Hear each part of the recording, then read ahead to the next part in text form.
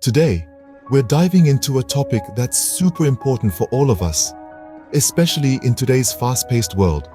Yes, in this constantly evolving and progress-oriented society, we are often faced with high-stress situations, pressing deadlines, and challenging scenarios. As a result, we are at an increased risk of experiencing a state of emotional, physical, and mental exhaustion caused by prolonged stress, affectionately known as burnout. In our exploration, we'll be delving into intricacies of this phenomenon, which is more prevalent in our modern society than one might think. We'll provide insights into its causes and effects, and how it impacts various aspects of our lives, be it personal or professional. We'll also be discussing how burnout can manifest in different ways, affecting different people in different situations. But this episode doesn't just revolve around the problem. We're here to provide solutions and preventative measures. We've sourced advice from leading in the field, specifically the neuropsychologist community.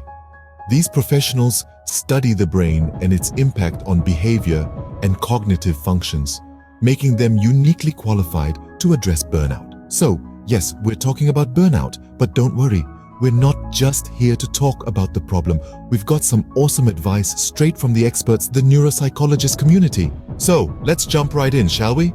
Let's delve into a tactic that's poised to revolutionize how you conduct yourself every day. The advice is quite simple, really, but is often overlooked or considered trivial. But it has the potential to transform your life entirely. And it's all about mastering the art of saying no. It's a small word, really, merely 2 letters long, but its impact? Well, that's another story. It may appear insignificant, just a tiny speck in the dictionary, but its true power lies in its effective usage. The strength of no is unassuming yet omnipotent. Wrapped within those 2 letters is the potential for change, for growth, for setting boundaries. Learning to say no is a journey. It can be challenging, a bit intimidating even. You see, it's not just about the act of saying no. It's understanding when to say it, why to say it, and how to assert it effectively. It's about realizing that you have the right to prioritize your needs, wants, and limits. When your workload starts to feel like a mountain you can't possibly scale, when start to feel like chains, when you feel as if you're drowning in a sea of obligations, that's when you need to say it, no. Whether it's declining additional tasks, setting boundaries, or protecting your inner peace, this tiny yet powerful word can be your shield against the onslaught of burnout. It's about acknowledging that it's perfectly fine to not overextend yourself, to not push beyond your limits, to not sacrifice your peace. It isn't selfish, it is necessary. You need to take control, stand your ground, and make your voice heard. So let's exercise this right now. Repeat after me. Nope, not today. Trust me, it's liberating. Delegation, the secret weapon of successful people everywhere. Have you ever wondered how they manage to keep everything under control? The answer isn't that they're doing it all by themselves, but rather, they have a secret that keeps them at the top of their game. They have discovered the magic of delegation. Delegation, in its simplest form, is the act of entrusting a task to someone else. It's about shirking responsibility, but instead, it's about recognizing that you can't do everything by yourself. It's about understanding that some tasks can be done just as well, if not better, by others. It's about strategic distribution of tasks and responsibilities among your team. Wondering who to delegate to? Surround with a team of smart, capable individuals who can help lighten the load. Seek out people who are skilled and competent, people who you trust and respect. And a word of advice, don't be afraid to let your team shine. Allow them to take the reins. Let them show you what they can do. Delegating tasks not only reduces your workload but also gives others the opportunity to showcase their skills. Delegation is an art, and when done properly, it can lead to incredible results. It can boost productivity, accelerate growth, and foster a positive work environment. Delegation empowers your team, giving them the chance to develop, to grow, and to shine. Remember, teamwork makes the dream work. Boundaries. They're like the guardrails on the highway of life. They're the invisible lines that isolate your professional life from your personal life, ensuring that neither infringes on the other. Just as no driver would want to veer off a highway without guardrails, no person should navigate the journey of life without clear, firm boundaries in place. Boundaries are not just about saying no to others, but more importantly, about saying yes to our own needs. Setting these limits is an essential aspect of self-care. It's akin to being captain of your own ship, steering your course amid the storms of work stress and personal commitments. The tricky part is finding the right balance between obligations and personal time. It's like trying to balance on a tightrope. Lean too much on one side and you risk falling off. But don't be overwhelmed. It's about making conscious choices about how and where you invest time and energy. The key is to carve out some time for yourself outside of your professional life.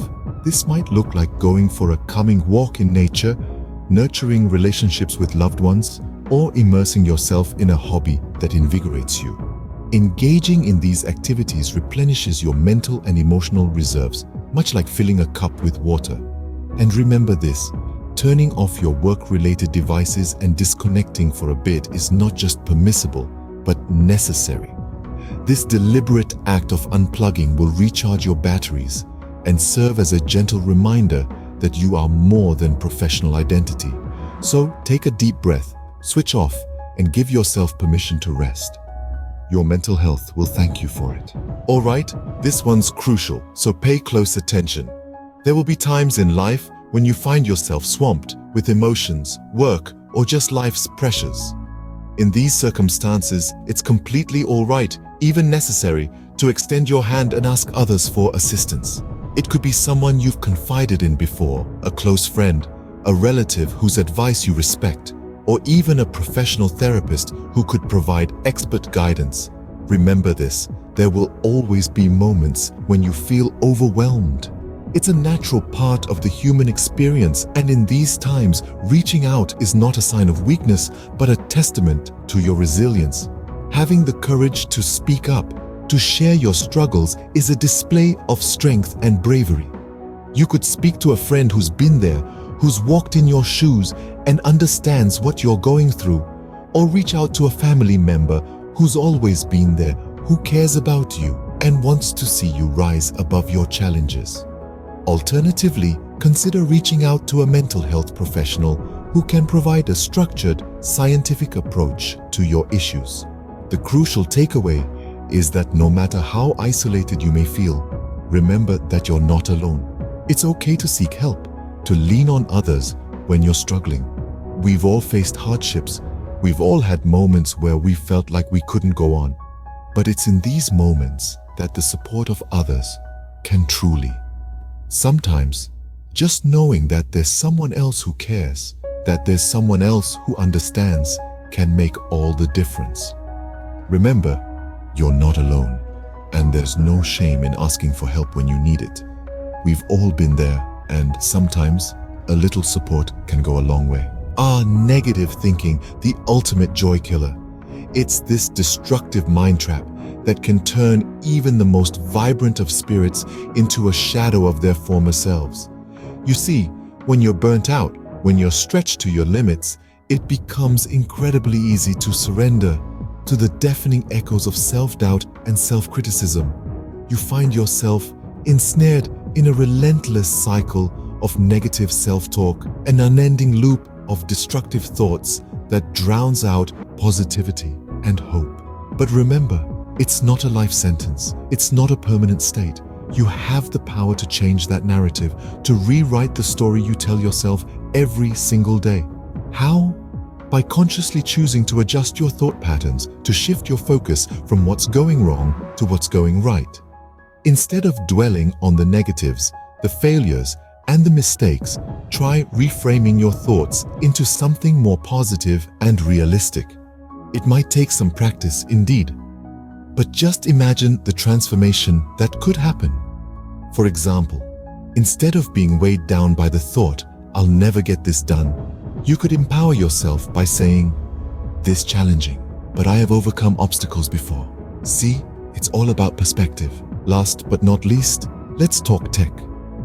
We're living in the age of technology, in a world where digital devices have become our constant companions. It seems we're always online, always available, and always connected. It's as if our smartphones, tablets, and computers have become extensions of ourselves. We fall asleep to the glow of our screens and wake up to the ping of incoming messages. However, this constant connection to the digital world can often be more of than a blessing. It can lead to a sense of constant urgency, a never-ending barrage of notifications, and a compulsion to be always available. The result? An overwhelming sense of exhaustion and burnout. But it doesn't have to be this way. We can regain control over our digital lives. We can set boundaries. We can choose when to be connected and when to disconnect. All it takes is a little bit of discipline and a few simple strategies. Consider, for example, turning off notifications after work hours. This simple act can help you reclaim your evenings, making them a time for relaxation and rejuvenation rather than an extension of your workday. Or perhaps try designating certain areas of your home as tech-free zones. These could be places where you can unwind, read a book, meditate, or simply enjoy a moment of silence. So, make a conscious effort to set boundaries with technology, whether it's turning off notifications after work hours or designating tech-free zones.